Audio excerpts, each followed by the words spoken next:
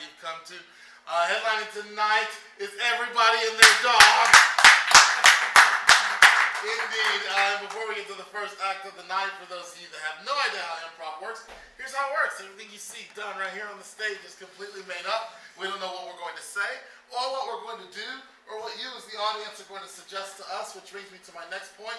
You'll get an opportunity to inspire the show a little bit by yelling out what's called suggestions. You can yell out whatever comes to mind to whatever it is that we're asking for. Like, for example, if I were to say, give me your favorite color on the count of 3. 1, 2, 3. Purple. Yeah, wonderful. You see a lovely show about purple, red, or blue. If I were to say, give me your favorite character from a TV show, book, or movie, past, present, or something you might think you might see in the future. On the count of 3, you might yell out 1, 2, 3. Michael Scott. Yeah, Michael Scott is what I heard. It's a lovely scene all based on Michael Scott. It'd be a lot of fun. Are you ready for your first act of the night? So, you may have written some things down right here on the sticky notes about different time periods. This next group is going to be using that in their show. I will let them explain. Get your hands clapping. Make some noise for Partners in Time!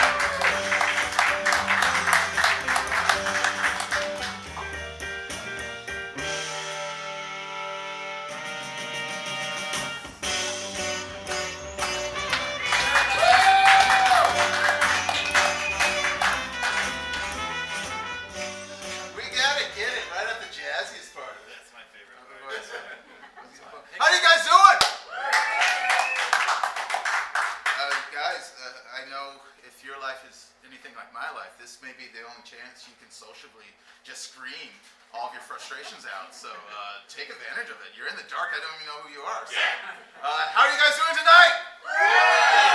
I'll take it. Woo! That's Tyler. That's Roger. And we are Partners in Time. We like to refer to ourselves as a duo. Yep. Kenan called us a group, and that makes me feel bad about my body. So. It's been a rough 2 years, guys. Golly. Pandemic. It's worse. What we're going to be doing tonight is Tyler and I are going to be exploring some very grounded, heart-wrenching, heartfelt scenes. Like emotional, we're working stuff out here. Body image issues, stuff like that. Yeah. And then in the middle, right when it's really good and everybody's crying, we'll go to that board and ruin it with whatever craziness you guys put on there. So. Yep. By a round of I did, how many of you wrote something and put it on that board? I did. A couple people did. So we'll be doing that, but one of the things we need before that is suggestions. Extra stuff. Never prepared for this. What's your favorite chore to do at home? Holy. Sweeping. Oh, my daughter did. Now, is that anybody's favorite chore? Is that just a chore that came to your There's mind? satisfying chores at home. You may not like them, but at the end you're like, oh, glad I did that. That was your favorite chore? They all suck, so you have to base it on the end result. All right. My favorite chore is sleeping, taking a nap. Woo! Taking a shower. This is what I get when I go. They get a question. Hey, I got something. All right, we got the sweeping. Thank you. What, when you were a child, was like something that you always like? You're like, this is the theme birthday party I want, or I want to dress up like this character, but you never really got to because it was too far out of the reach.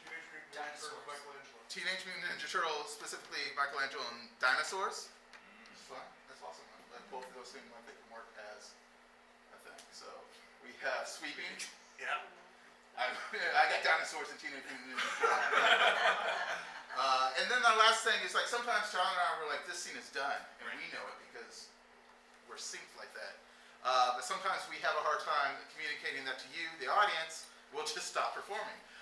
And so to make that more clear, from the audience, what is a sound you would imagine time making? Uh-oh. Uh-oh. I love it. Uh-oh. So we'll try to remember to say, uh-oh, in between scenes. It'll be pretty easy because sometimes our scenes end in a very... All right, when the lights come up, you'll see some of that.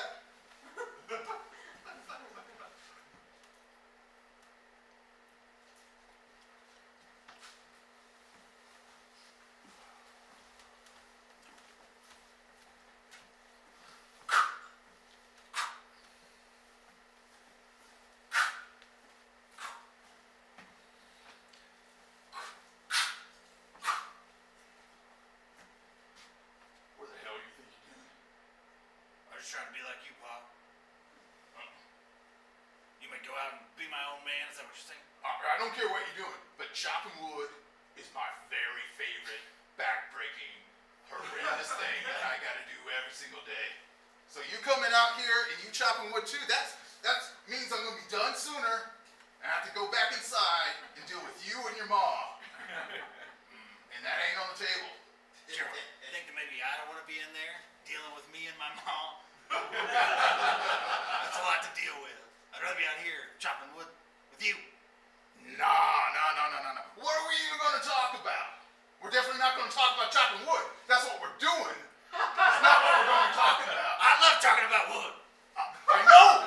That makes it so hard for me to be in the house with you and your mom. Both talk about wood all the time. I am a tired old man. It's so easy when you just get to talk about wood. You don't gotta make any decisions, you don't gotta make any choices, you don't gotta be bold. You step your... When you walk up to me like that, Sonny Jim, now you may just be talking about wood in there, but your mom's talking about how I can't please her anymore as a husband.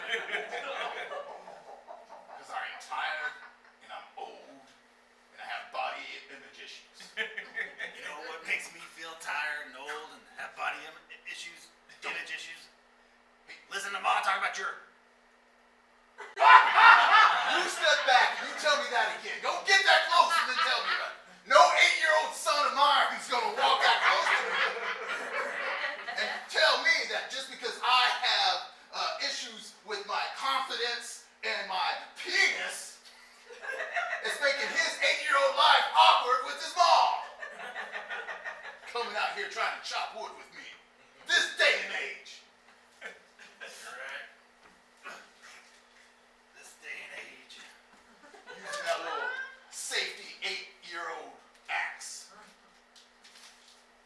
Well, it's just so different ever since my sister left. Since this is the time that Jolene went to New York City. Yeah. She couldn't take that talk no more now. I don't blame her. Your twin sister, another 8-year-old, Get out on the road. went out on her own to New York City, the safest place for an 8-year-old girl to go on her own. Just to escape you and your mom talking about my softwood. Old Papa Balsam, that's what we call it. And you don't think I could figure out what that meant? My name ain't Balsam. No. Or Balsa. Or balsamic. It ain't even close. It's Carl. Come out here chopping wood to work through my frustration about lack of wood. And then you come out here and try to take that away from me. You know the last time I felt like a man? 9 months before you were born. Not saying that's your fault, that's mainly on me. But then it's 9 months of I am pregnant with twins. Felt pretty rough. And then I made the mistake of being in the delivery room. So that's what did it. It didn't help. I am also very old, very tired, and very ashamed of my body. Is this why I'm terrified of going back to school and going into biology class? I think that's just people pick on you, but it probably doesn't help. You're always trying to talk to your classmates about erections. Again, not your fault. That's mainly on your I know, mom. I learned it young. Too young. Gotta just feel like I should warn people about what can happen. All my friends, when they get older, they could end up with a person like me running around bothering them, and then Son, none of this is your fault. I'm pretty sure it's my fault.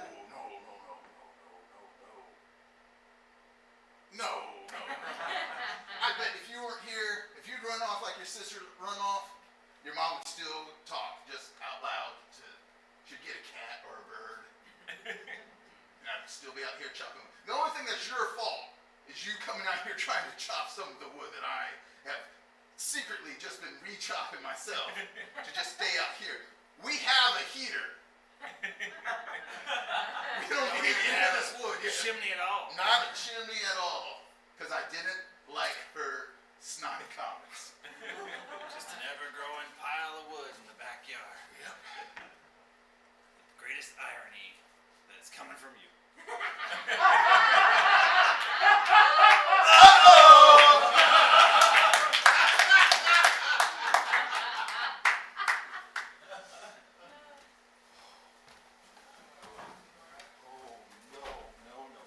It's gonna be. Oh, it's not gonna be okay. It's gonna be fine. It's not gonna be okay. They're gonna figure it out. They're gonna know. Frankie. The other 5 families will never figure out that we're the ones that betrayed them to the cops. Oh, they're gonna. Oh, I'm sorry, find that out. you betrayed them to the cops. It was a moment of weakness. Frankie, they won't know. You'll be fine. How are they ever gonna figure that out? I don't know. They all know. They're all chatting about it. They're all out there having dinner, talking about me right now. Oh, no. When they make their deals with the cops, when they bribe them, when they give them cigarettes, they're gonna tell. You gotta be careful now. Like, right now, everyone's out there just talking about that no good, dirty snitch and how they want to kill him. If you go around saying, hey, y'all talking about me, they're gonna figure out you're the snitch. Because you're putting the puzzles together for them, Frankie. Putting an equal sign. Yeah, because what you said is they're all out there talking about me. And they're not. They're talking about the snitch, the one that betrayed them. I mean, it seemed like a good idea. I wanted to be good with the cops. I wanted to be friends with them. I wanted to, like, maybe they'd leave us alone. I was doing it for us. I appreciate it. It's very hard to run a 2-man mob. Especially with one of us a snitch. We got one boyega. What is it called? We have one actor, What's the thing? John called? Boyega, What am I trying to say? and now that he turned against Disney, he's not going to do us any good. We're shaking him down, asking him for 10%. We're basically a manager for him. Right. It's illegal. And then I told the cops. Yeah, and he was like, I'm not going to work for Disney no more. And then he went down to the bodega and bought. Bodega! Damn it. And he bought himself a sandwich. Tried to talk John into buying that bodega. Boyega's bodega. Yeah. It never worked. Not in this day and age, when life found a way. You just can't have 2 rhyming words or 2 words that sound similar to each other anymore. Now that life found a way, It's chaos. it's chaos out there.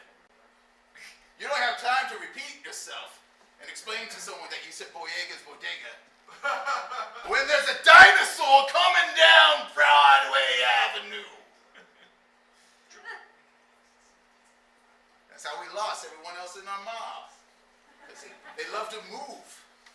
Everybody knows dinosaurs' vision is based upon movement. It comes from talking so much with your hands. I really screwed up. Frankie. Maybe. This is it? This is the end of the gang? What? No! It could work out for us. The other 5 families, they could all go to jail. You know, jail is really dangerous now because of dinosaurs and life found a way. Dinosaur guards. Wow, life really found a way. It found a way to come back and then found a way to get employment. Dinosaur gods. Life finds a way. Wait. Them cops you've been snitching to. Dinosaur. Dinosaur cops! Man, I almost feel like that's a bigger problem than maybe turning against the 5 families. Yeah. There's a fair chance that dinosaur didn't understand a word I said because he's a dinosaur.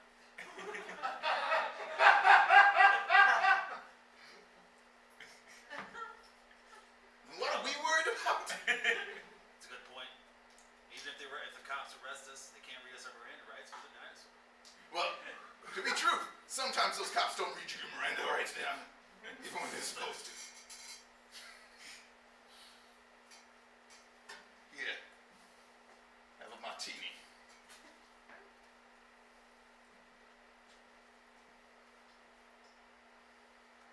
See, look how calm you are.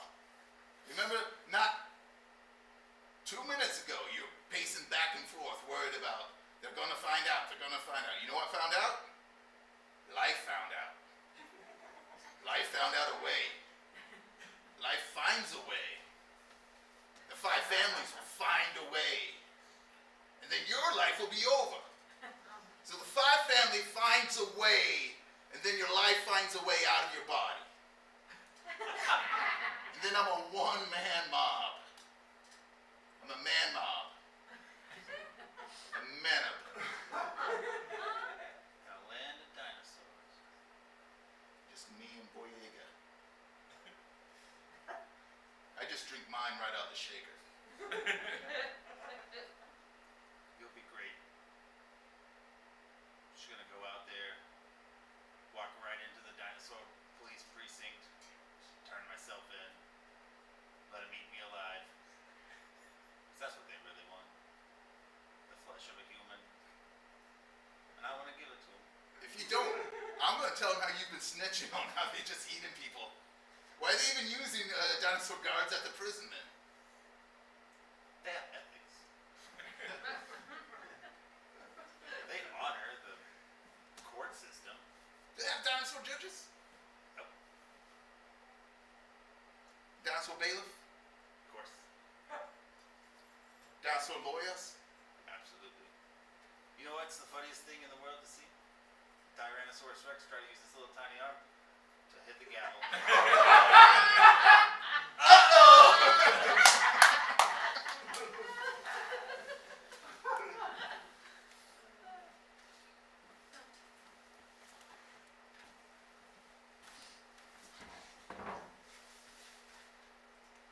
Carla, why are you always thinking about things so much? I don't know. I guess it's I don't like the world, Ooh. and so I stay in here. I like judging the world. Michelle, why are you always asking the world why it does stuff and then judging it? Seems like a fair question. Like, hey world, why are you being so mean? Hey world, why are you being so pretty? Why are you being prettier than me? No one could be prettier than Have you you. seen a mountain? It's like the prettiest thing ever. All right. Other than mountains, nothing could be prettier than you. Lakes, rivers. Okay. Other than lakes and rivers and mountains, nothing could be prettier than you. Have you seen Old Faithful? Damn it! You're ugly. Fine. Is that what you wanted to hear? This is why I asked the world why it did this to me. First you asked me what I was thinking about. I'll tell you what I was thinking about. Not you being ugly, but now it's all I can think about. It's all I can think about. Now I want to be back in my head where I'm not disgusted by you. Well, then go back to judging the world. I never judge the world. I thought about it. You're the judging of the world. That's what makes you ugly. Your judginess. What? Are you saying that my behavior, the actions that I take, make me ugly?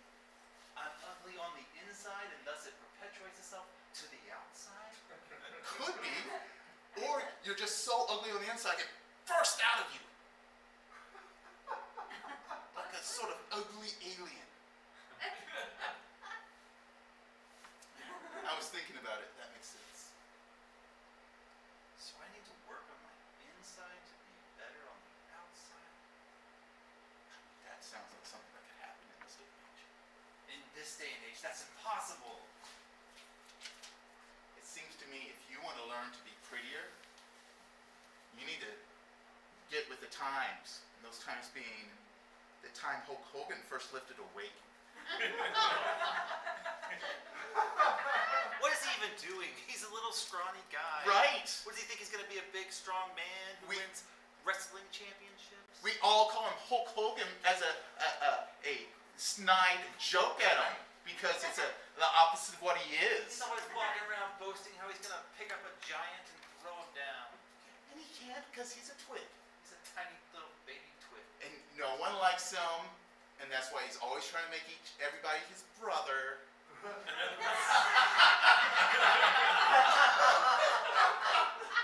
keeps doing that bizarre exercise where he tears his shirt in half. Because he's ashamed of his body.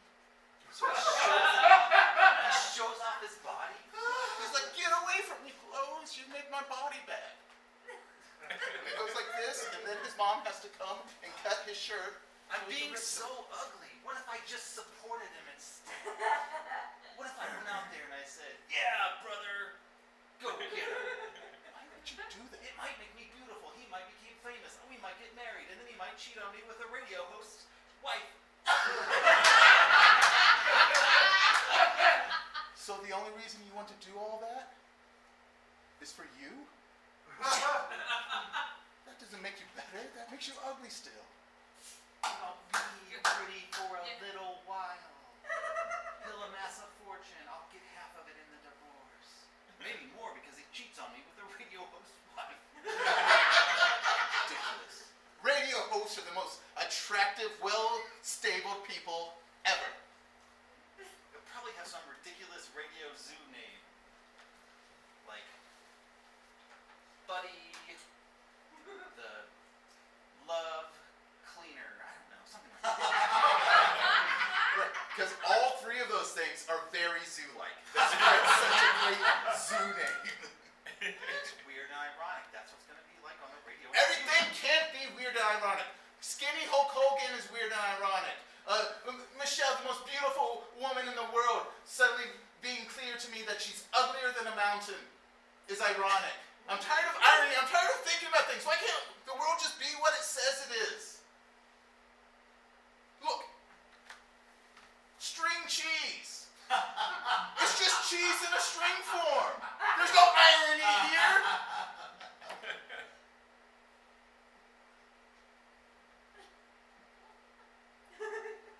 This is rather delightful.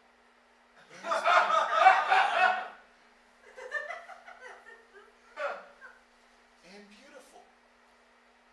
Isn't that better than making Hulk Hogan, the scrawny, young, still somehow already balding man into a huge star, and then being his wife and giving him like children, and one of the children being a daughter that he somehow is into, and then having some weird life together, and him cheating with you with a radio star's wife, and that radio star probably being in the room and watching it. And before, Videotaping it. okay, oh, what if he does horrible movies? Or VHS, where he's like some sort of altered version of himself. Right.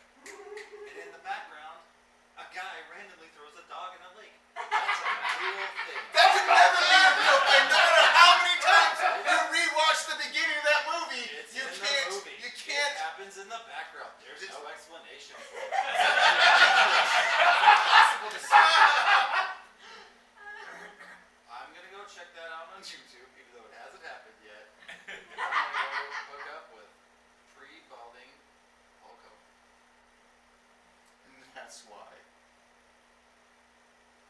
I'm ugly on the inside and the outside, and I own it. That's what makes you beautiful.